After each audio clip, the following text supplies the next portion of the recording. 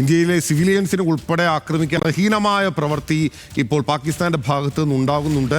രൂക്ഷമായ ഷെല്ലിംഗ് ആണ് അതിർത്തിയിൽ ഉണ്ടാകുന്നത്. ജമ്മു കശ്മീരിൽ മാത്രം, പ്രത്യേകിച്ച് കശ്മീരിലെ പ്രധാനപ്പെട്ട കേന്ദ്രങ്ങളായിട്ടുള്ള പൂഞ്ച്, രജൌരി, കിഷ്ത്വാർ, അഗ്നൂർ, സാംബ ഉൾപ്പെടെയുള്ള മേഖലകളിൽ മാത്രം ഉണ്ടായിരുന്ന അശാന്തി ഇന്ത്യയുടെ മറ്റു ഭാഗങ്ങളിലേക്കും പാകിസ്ഥാൻ വിതയ്ക്കുകയാണ്. പഞ്ചാബിൽ പ്രധാനമായും ആശങ്ക ഉയരുന്നുണ്ട്. പ്രത്യേകിച്ച് ജലന്ധർ, അമൃത്സർ ഉൾപ്പെടെയുള്ള മേഖലകളിൽ ആശങ്ക ഉയരുന്നു.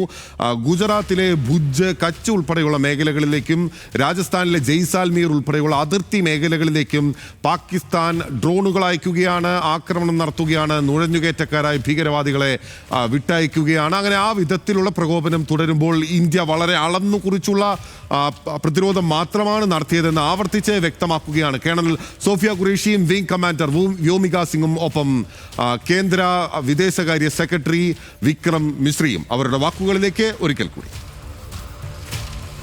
भारतीय सशस्त्र बलों ने त्वरित व सुनियोजित जवाबी हमले किए. Technical installation, command and control centres, radar sites और हथियार भंडार को चुनकर निशाना बनाया गया. रफीकी, मुरीद, चकलाला, रहमियार खान, सुकूर और चुनिया स्थित पाकिस्तानी ठिकानों पर एयर लॉन्च सटीक हथियारों व लड़ाकू जेट से प्रहार किए गए. കേണൽ സോഫിയ ഖുറേഷിയുടെ വാക്കുകളാണ് പ്രേക്ഷകർ കേട്ടത്. വളരെ കൃത്യമായ അളന്നു മുറിച്ചുള്ള പ്രത്യാക്രമണം മാത്രമാണ്, പ്രതിരോധം മാത്രമാണ് ഇന്ത്യ നടത്തിയതെന്ന് പറയുന്നു. 4 വ്യോമ താവളങ്ങൾ, പാകിസ്ഥാന്റെ ലോഞ്ച് പാഡുകളായിട്ടുള്ള ഡ്രോൺ ആക്രമണത്തിന് ഉപയോഗിക്കുന്ന ലോഞ്ച് പാഡുകളായിട്ടുള്ള 4 എയർ ബേസുകൾ ഇപ്പോൾ ഇന്ത്യ ആക്രമിച്ചു എന്ന് ഇന്ത്യ ഔദ്യോഗികമായി സ്ഥിരീകരിച്ചിരിക്കുന്നു. പക്ഷേ പാകിസ്ഥാന്റെ F-16 ഫൈറ്റർ ജെറ്റുകൾ ഉൾപ്പെടെ ഇന്ത്യ കശ്മീർ മേഖലയിൽ വെടിവെച്ചിട്ടു എന്ന വാർത്തകൾ ഉണ്ടായിരുന്നു. പക്ഷെ അത് സ്ഥിരീകരിക്കുന്നില്ല അല്ലേ ശ്രീജിത്ത്?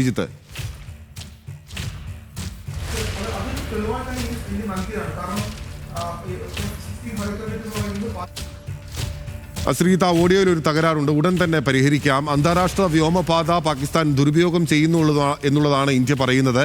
ഗുജറാത്ത് അതിർത്തി ലക്ഷ്യമാക്കി പാകിസ്ഥാൻ നീങ്ങുകയാണ്. ഇത് യഥാർത്ഥത്തിൽ പാകിസ്ഥാൻ ഒപ്പം തന്നെ സൂക്ഷിക്കേണ്ടത് പാകിസ്ഥാന്റെ വ്യാജ പ്രചാരണങ്ങളെയാണ് എന്നുകൂടി ഇന്ത്യ പറഞ്ഞു വെക്കുകയാണ്. അതിരൂക്ഷമായിട്ടുള്ള വ്യാജ പ്രചാരണങ്ങൾ സൈബർ നുണകളാണ്, നട്ടാൽ കുരുക്കാത്ത നുണകളാണ് പാകിസ്ഥാന്റെ ഭാഗത്ത് നിന്ന് ഉണ്ടാകുന്നത്. അതും യഥാർത്ഥത്തിൽ ഒരു ആധുനിക കാലത്തിലെ യുദ്ധതന്ത്രം, ഒരു സൈബർ യുദ്ധം എന്ന നിലയിൽ തന്നെയാണ് കാണേണ്ടത് എന്ന് ഇന്ത്യ വ്യക്തമാക്കുകയാണ്. ഇന്ത്യയുടെ പവർ ഗ്രിഡുകൾ ആക്രമിക്കാനുള്ള ശ്രമം നടത്തുകയാണ്. രാജ്യത്തെ പ്രധാനപ്പെട്ട പവർ ഗ്രിഡുകൾക്ക് നേരെ ആക്രമണം ഉണ്ടായാൽ രാജ്യം മുഴുവനായി വൈദ്യുതി വിതരണം പ്രധാനമായും തടസ്സപ്പെടുന്ന സാഹചര്യം ഉണ്ടാകും. അത് പുനഃസ്ഥാപിക്കാൻ ഉൾപ്പെടെ വലിയ അക്ഷീണമായ പ്രയത്നം ഉണ്ടാകും. അത് സൈന്യം പരാജയപ്പെടുത്തിയിരിക്കുന്നു എന്നുള്ളതാണ്.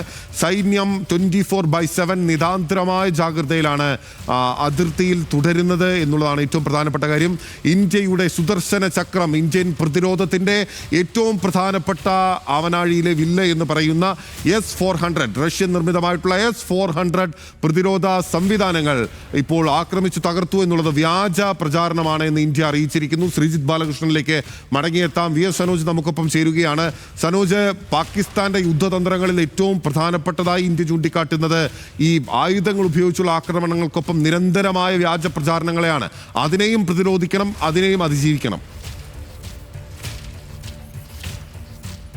അതെ ബിനിൽ, അതായത് സൂറത്തിലെയും സിർസയിലെയും ഉദ്ധംപൂരിലെയും അതുപോലെ തന്നെ ആദംപൂർ പോലുള്ള മേഖലകളിലെ പത്താൻകോട്ടിലെ അതുപോലെ ശ്രീനഗറിലെ എല്ലാം തന്നെ ഈ എയർബേസുകളെ ആക്രമിച്ചു എന്നും അതിനെ തകർത്തു എന്നും S-400 അടക്കമുള്ള മിസൈൽ ഡിഫൻസ് സിസ്റ്റത്തെ തകർത്തിരിക്കുന്നു എന്നുള്ള തരത്തിലുള്ള പ്രചാരണം പാകിസ്ഥാൻ നടത്തുന്നു. ഇത് ഇന്ത്യ ഏതായാലും നിഷേധിച്ചിരിക്കുന്നു. അതേസമയം 4 എയർബേസുകൾ, പ്രധാനപ്പെട്ട 4 എയർബേസുകൾ ഇന്ത്യ ആക്രമിച്ചതായി, പാകിസ്ഥാനിൽ ആക്രമിച്ചതായി ഇന്ത്യ സ്ഥിരീകരിക്കുകയും ചെയ്യുന്നു. ഇതിൽ വളരെ പ്രധാനപ്പെട്ട കാര്യം ഈ രീതിയിലുള്ള പ്രചരണം മുന്നോട്ട് കൊണ്ടുപോകുന്നു. മറ്റൊന്ന്, ലോകരാജ്യങ്ങളുമായി ബന്ധപ്പെട്ട് ഒരു ആശയക്കുഴപ്പം ഉണ്ടാക്കാൻ പാകിസ്ഥാൻ ശ്രമിക്കുന്നു എന്നുള്ള തരത്തിലുള്ള ആരോപണം ഏതായാലും ഇന്ത്യ ആവർത്തിച്ചിരിക്കുന്നു.